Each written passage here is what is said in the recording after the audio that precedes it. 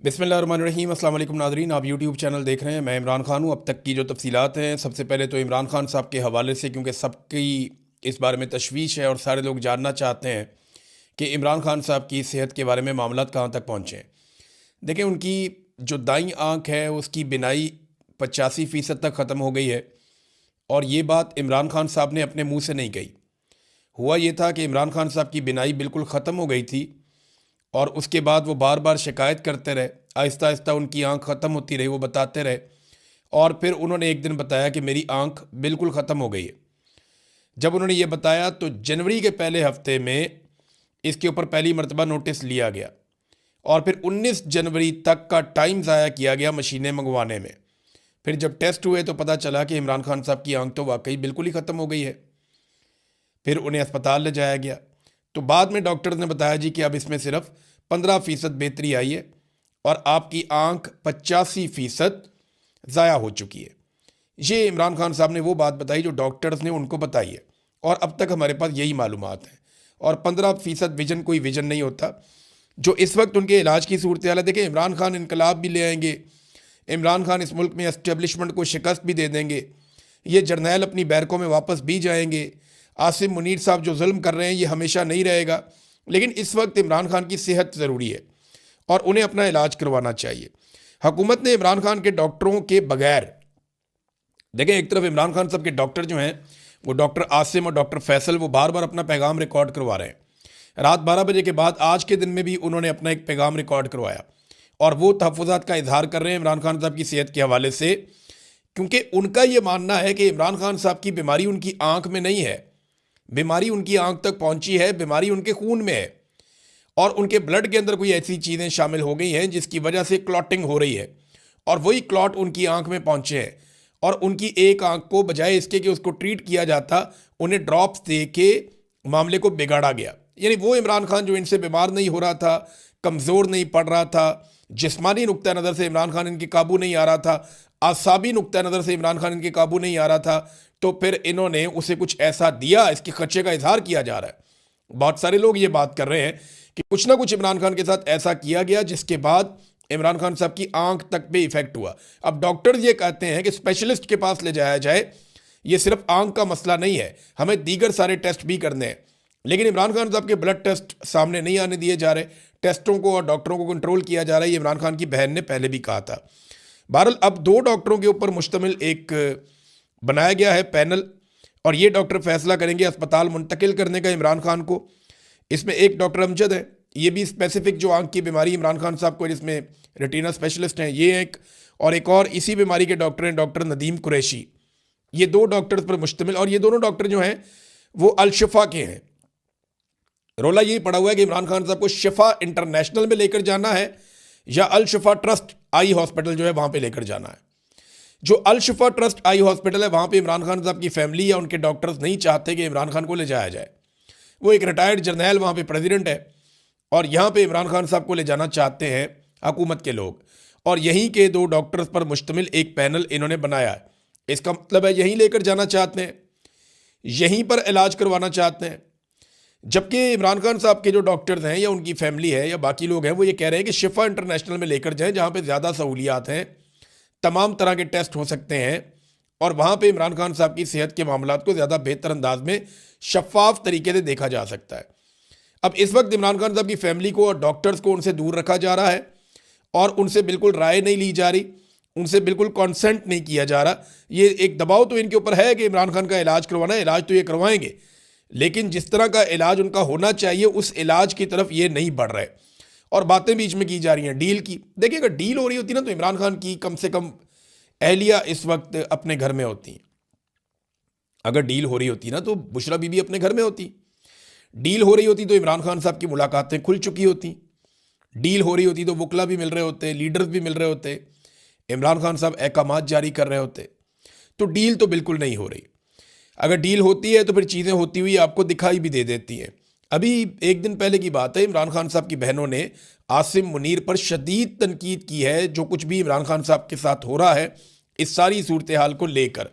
तो फिर ये डील वाली बातें जो ना ये हवा में, इनके अंदर कोई हकीकत नहीं है। इधर मीडिया की DSNG जो है वो कुछ लगी हुई हैं अल-शिफा ट्रस्ट हॉस्पिटल के अंदर, और कुछ लगी हुई हैं अडयाला जेल के बाहर। तो मैं एक बात आपको बता दूं कि ऐसे केसेस में मीडिया वाले ये बात जहन में रखें कि 2 या 3 मरतबा प्रोटोकॉल निकाले जाते हैं। अगर जेल से गाड़ियों का एक बहुत बड़ा काफिला बाहर निकले और आपको लगे कि इसके अंदर इमरान खान साहब अल-शुफ़ा की तरफ जा रहे हैं, तो ज़रूरी नहीं है कि उसमें इमरान खान साहब हों। जब आप सारे मीडिया वाले उन गाड़ियों के पीछे लग जाएंगे तो उसके बाद कोई और गाड़ी निकलेगी। जैसे कि शहीद अरशद शरीफ की मैयत को जब एयरपोर्ट से निकाला गया तो वहाँ पे डिसीव किया गया लोगों को, कुछ एम्बुलेंसेज भगा दी गई, लोग उनके पीछे पीछे भागते रहे, अपनी गाड़ियाँ लेके चले गए और बहुत सारे लोगों को गुमराह किया गया और बाद में जो एम्बुलेंस थी उसको निकाला गया और उसको एक और हॉस्पिटल की तरफ लेकर चले गए। तो ये करते हैं इस तरह। ये मेरे साथ भी इन्होंने एक दफ़ा ऐसे किया, शहबाज गिल के साथ भी। नॉर्मल है, ये रूटीन है इनकी। ये ऐसे ही लोगों को गुमराह करते हैं कि हमने इधर को गाड़ियाँ निकाली हैं, लोग इधर चले जाएंगे तो हम बाद में गाड़ियाँ निकाल के दूसरी तरफ चले जाएंगे। अब ये किसी को नहीं पता कि इमरान खान को इन्होंने लेकर कहाँ जाना है, लेकिन डॉक्टरों का पैनल इन्होंने बना दिया है। और डील वील की जो कहानियाँ ये सुनाते हैं, डील तो हो कोई नहीं रही, ना इमरान खान ने कोई डील करनी है। इमरान खान नहीं इनसे डील करता। उसने अपने बेटों से बात करते हुए क्या कहा, मैं ठीक हूँ, मेरी आँख ख़राब हो गई है। कि बहुत बड़ा दिल चाहिए एक बंदे को ये बात करने के लिए। लोहे के आसाब का आदमी है वो नवाज शरीफ तो कभी नहीं बनेगा, ना वो जरदारी बनेगा। नवाज शरीफ ने अपनी पूरी ज़िंदगी ऐसी तकलीफ़ के 10 दिन नहीं गुजारे होंगे जैसी इमरान खान साहब इस वक्त तकलीफ़ गुजार रहे हैं। आसिफ अली जरदारी ने भी जेल काटी है। अभी आसिफ अली जरदारी को भी लॉन्च किया गया, हालांकि सदर पाकिस्तान है, कि जनाब आप भी स्टेटमेंट दें। वो आ गए थे, जी मैंने तो इतनी लंबी सालों तक जेल काटी है, मैं जेल काटने वाला बंदा हूँ। अभी जनाब इनको 1.5 साल नहीं हुआ और उन्होंने चीखें मारना शुरू कर दी, मुझे बाहर निकालो, मेरी आंख में दर्द हो रहा है, मुझे दूध नहीं मिल रहा। अब ये जनाब बातें कर रहा है आसिफ अली जरदारी, सदर पाकिस्तान। जाली इसलिए कि जिन्होंने वोट डाले वो सारे जाली हैं, तो सदर भी जाली है। अब जनाब आसिफ अली जरदारी साहब की अपनी जो जेल है उसके क्या किस्से सुनाए जाएं। मेरे यहाँ पे ये वीलॉग है, इसमें हमारी ख़वातीन बहनें माएँ भी देखती हैं। बस मैं इतना आपको बता देता हूँ कि आसिफ अली जरदारी साहब को कुछ अरसा तकलीफ़ रही, और वो भी नवाज शरीफ साहब के दौर में उन्होंने तकलीफ़ देने की कोशिश की। उसके अलावा तो इन्होंने वीवीआईपी किस्म की जेल काटी है। ये तो अस्पताल से कभी जेल वाली साइड पे जाते ही नहीं थे। आसिफ अली जरदारी की दर्जनों वीडियो और तस्वीरें मौजूद हैं जेल के दौरान, जब इनकी मौजें लगी हुई थी। बेनज़ीर भुट्टो साहबा इनसे मिलने जाती थी अपने बच्चों को लेकर, एक दफ़ा वो गई और वो तस्वीरें बना के उन्होंने वायरल कर दी। आसिफ अली जरदारी की तो उनके साथियों से मुलाकातें होती थी, घर से खाने आते थे, बाकायदा मौजें लगी हुई थी, हर तरह की चीज़ इनको मिलती थी।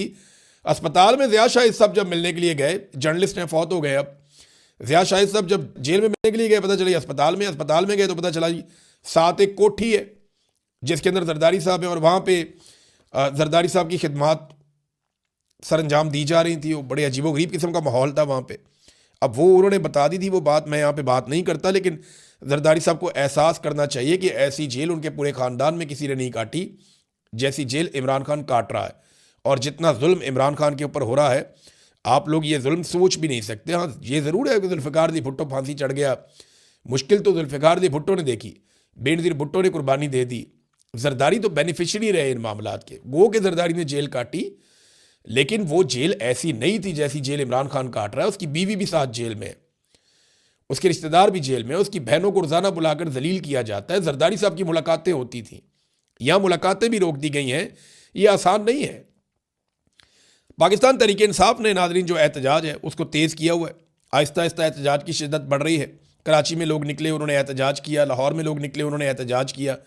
कुछ जगहों पे लोग बंद करते हैं, फिर खुल जाता है, फिर बंद कर देते हैं, फिर खुल जाता है।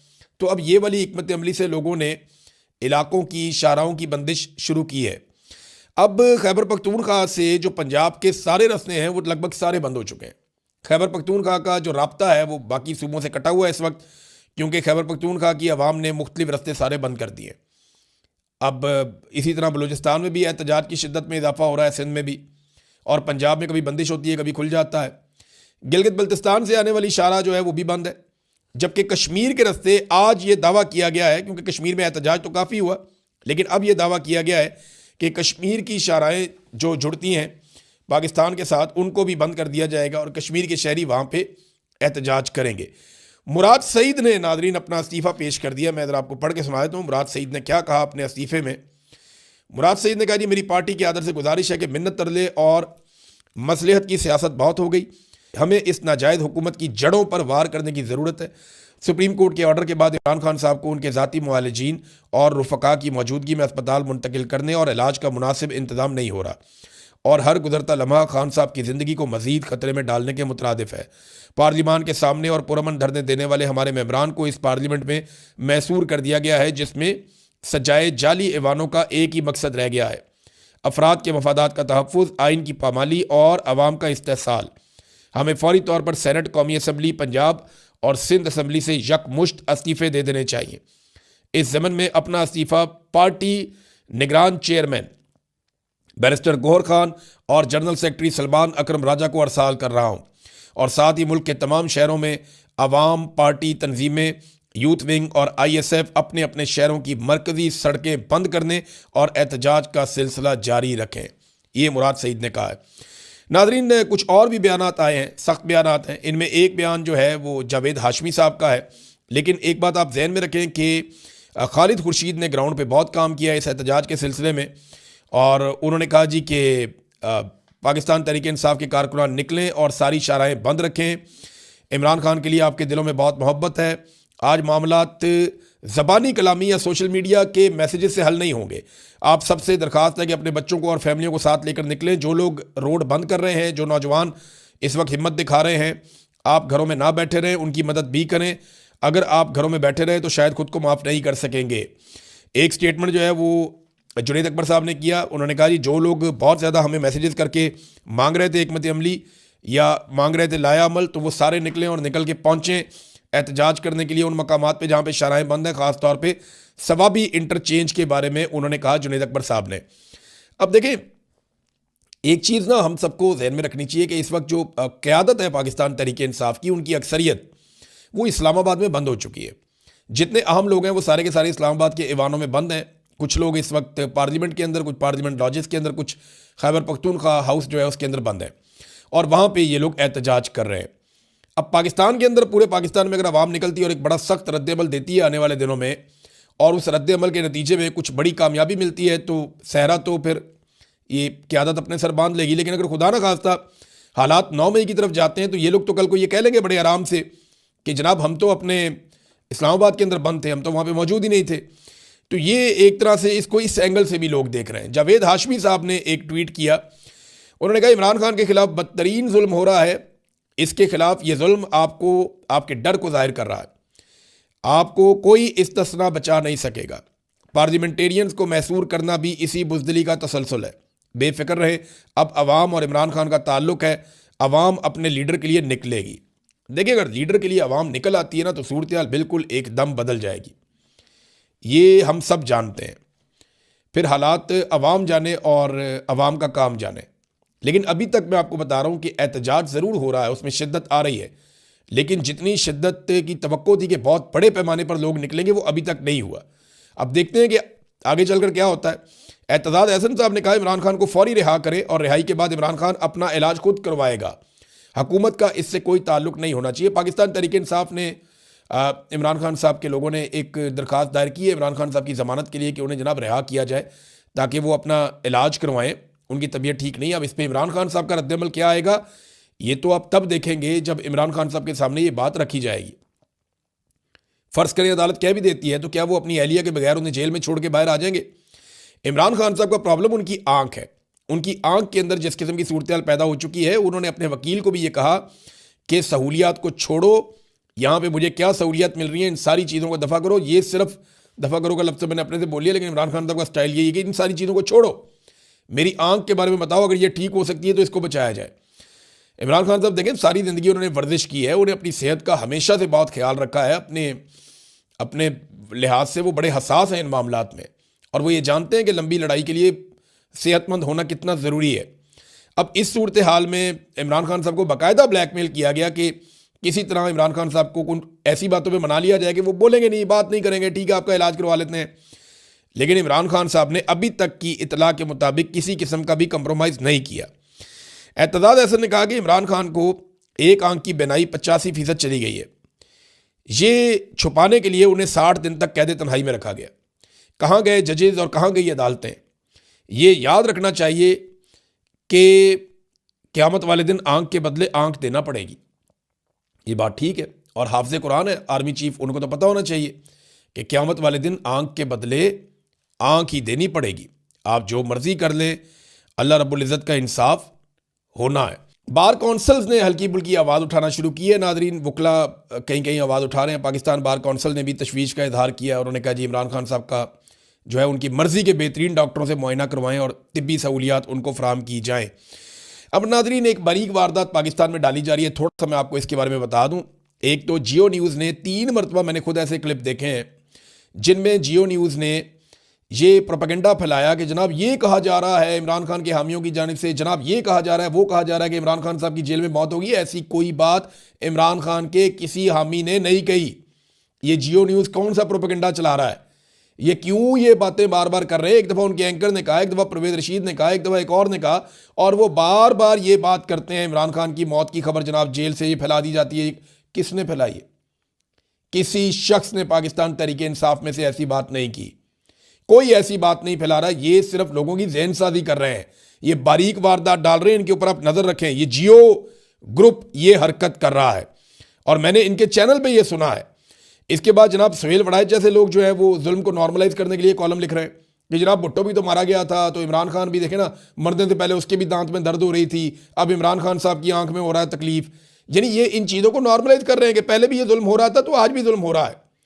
ये जैसे कोई बहुत बड़ा जुल्म हो जाता है तो ये फौरी तौर पे आ जाते हैं मैदान में, नहीं जी नहीं, ये पहली दफ़ा नहीं हुआ, ये पहले भी हुआ था। और बेशर्मो, जो जुल्म होता है वो जुल्म होता है, वो जब भी होता है उसको रोकना होता है। मेरी गुजारिश ऐसे लोगों से ये है, ख़ास तौर पे अंसार अब्बासी साहब से और सुहेल वड़ाइच साहब से, इन्हें चाहिए कि अकेले में बैठें और बैठ के सोचें।